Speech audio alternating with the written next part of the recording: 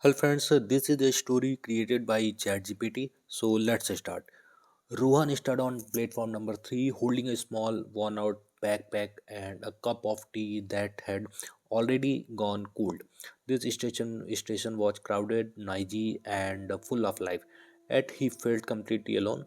Trains arrived, people hugged, people argued, people laughed, but for him time felt stuck. It had been 7 years since he felt his village. 7 years ago, he was just a boy with big dreams and empty pockets. He still remembered that morning clearly. His mother had packed him two rotis, a little pickle, and a lot of silent prayers. His father didn't say much, he just put a hand on Rohan's shoulder and nodded as if saying, "Good try, don't look back." Rohan had promised himself he would return successful. But life in the city was not a movie, it was loud, fast, and cruel.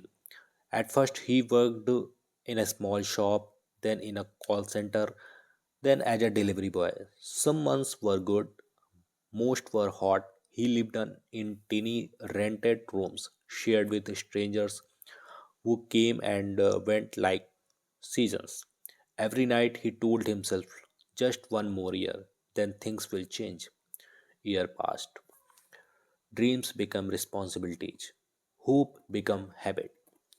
He sent money home whenever he could, but not as much as he had once imagined.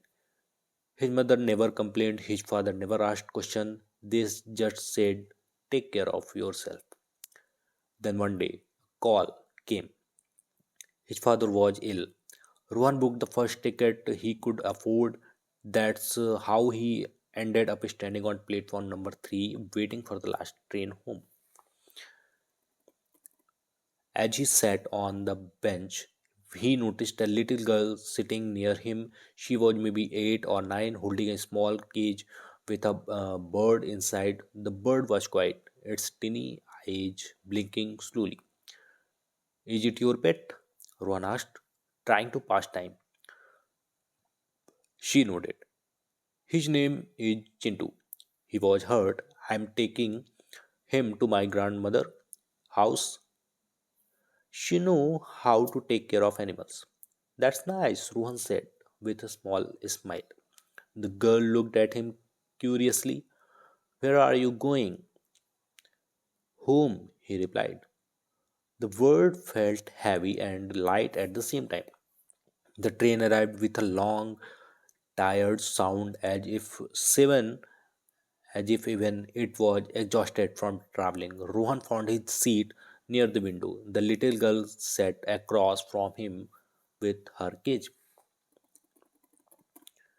The train started moving, the city lights slowly faded, replaced by darkness and silence. Somewhere between stations, memories began to come back. He remembered running barefoot in the fields. He remembered his mother's voice calling him for dinner. He remembered his father teaching him now how to ride a bicycle, holding the seat from behind and then suddenly letting go. Back then, he thought growing up meant becoming big.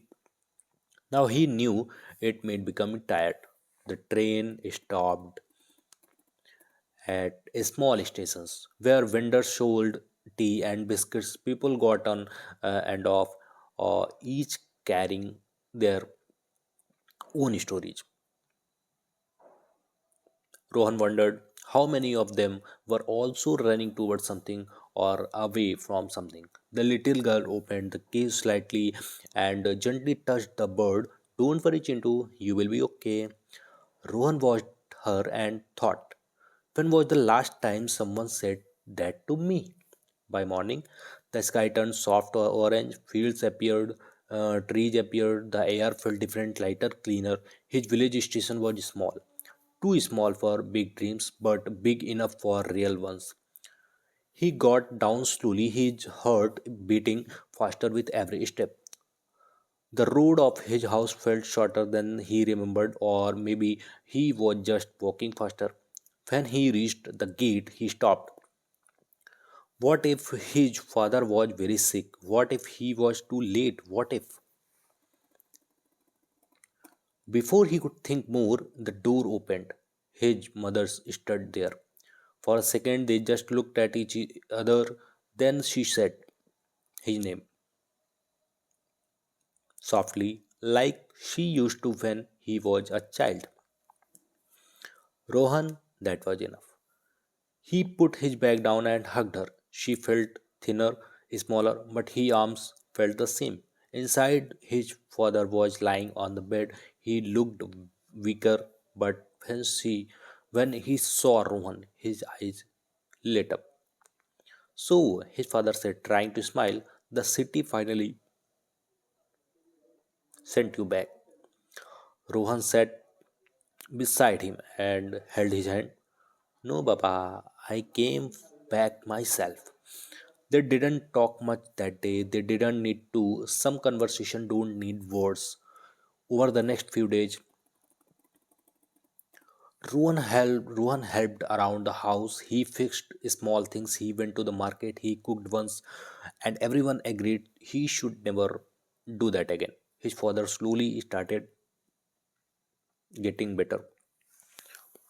One evening, they sat outside watching the sunset. His father said, did you find what you are looking for in the city?